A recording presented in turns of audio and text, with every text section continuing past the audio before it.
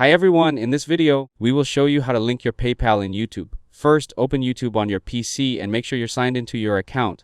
Now click your profile icon in the top right corner, then select YouTube Studio. After that, click Settings from the bottom left corner. Here, review your account settings if needed. Now click your profile icon again, then select your channel. After that, go back to Settings.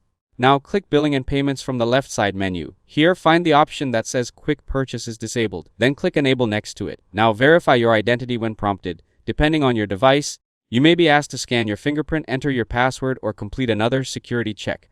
Once the verification is complete, follow the on-screen instructions to add or select PayPal as your payment method. Then sign into your PayPal account and approve the connection.